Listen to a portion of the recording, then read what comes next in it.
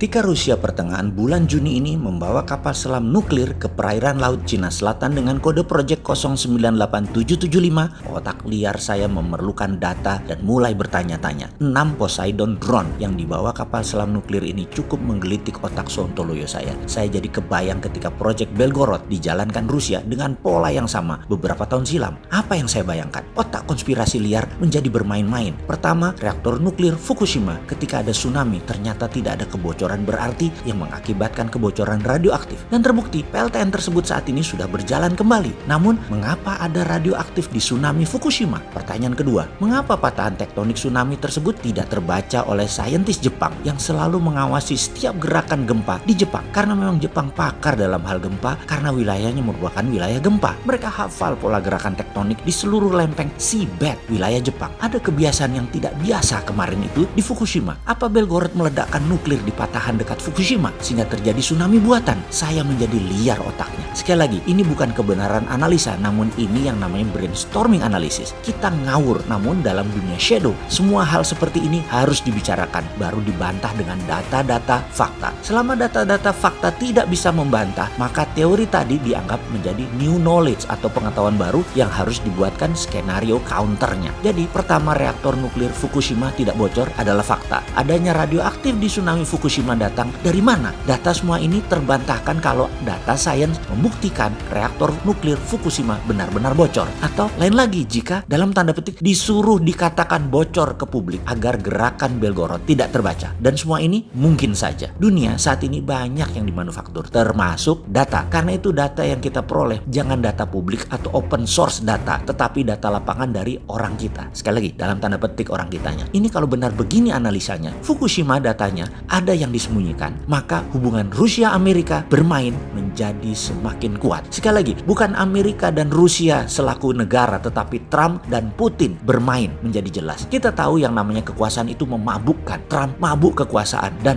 by all means dengan segala jurus dia harus berkuasa kembali November ini dan menyiapkan generasi Trump berikutnya untuk menjadi commander in chief, yaitu Ivanka Trump. Demikian juga Putin, 23 tahun berkuasa kurang baginya. Dia ingin memastikan 10 tahun ke depan dia masih menjadi Tsar Rusia, bukan hanya pemimpin presiden, apapun nama kedudukan politiknya. Dia ingin jadi Raja Rusia. Seperti pada saat ini, otaknya sebagai KGB sangat juara dalam mempraktekkan strategi intelijen Cold War yang Putin mainkan sejak sebelum jadi pemimpin Rusia hingga saat ini. Jadi, pemetaan perang dunia kali ini menarik untuk kita simak. Globalis yang ingin mengendalikan dunia melalui sosial media, currency, farmasi, telekomunikasi, dan energi baterai memerlukan kaki tangan kekuatan politik. Di Amerika dipakai Partai Demokrat, di dunia dipakailah Partai Komunis Tiongkok. Wahyudi juga bermain di antaranya, termasuk di pihak Trump. Rumit melihat perang kali ini. Lawan, kawan, musuh, dan aliansi tidak terbaca dengan jelas. Semua bermain di kabut strategi. Kembali kita melihat kapal nuklir berkode Project 098775 yang membawa 6 Poseidon drone berkekuatan 100 megatron nuklir warhead ini ke arah perairan Laut Cina Selatan. Dan mengapa dibocorkan kepada umum?